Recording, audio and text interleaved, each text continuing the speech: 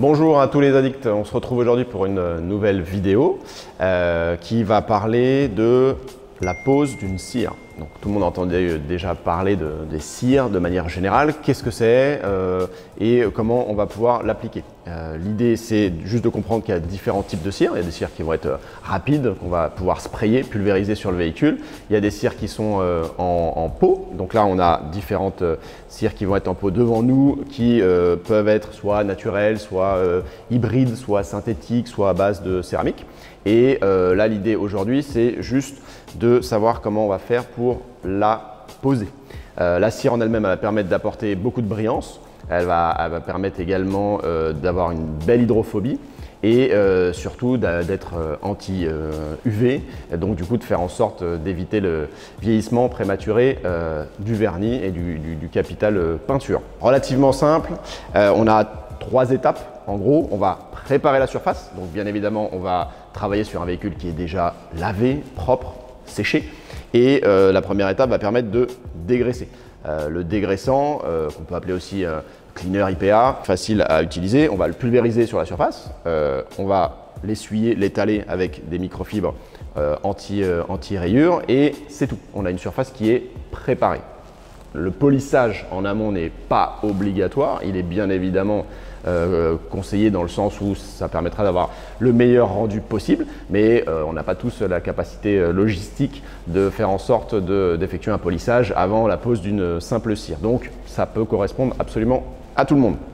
Une fois qu'on a préparé la surface, on va tout simplement, à l'aide d'applicateurs microfibres ou mousse qui sont également anti-rayures, prendre un petit peu de cire, l'appliquer très légèrement sur la surface, sachant que contrairement à ce que l'on peut penser, il faudra en mettre le moins possible. Moins j'ai de cire, mieux c'est, puisque tout l'excédent de cire que j'aurai, je vais devoir le récupérer avec la microfibre. Je vais donc surcharger la microfibre et elle sera moins efficace.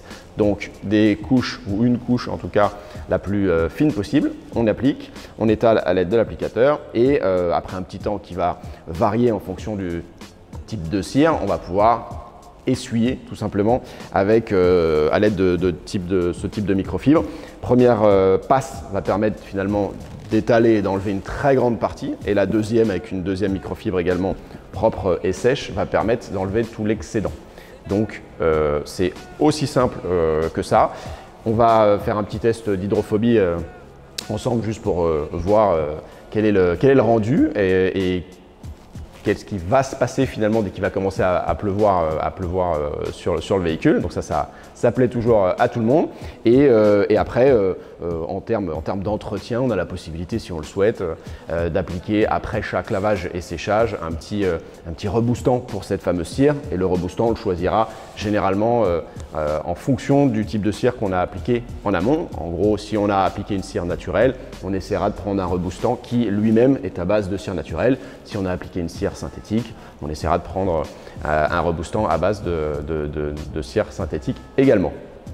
J'espère que ce tuto vous a plu. N'hésitez pas à vous abonner, activez également la cloche pour être prévenu instantanément des nouvelles vidéos et puis à liker les différentes pages des réseaux, Facebook, Instagram, TikTok, etc. Merci à tous, à bientôt pour un nouveau tuto.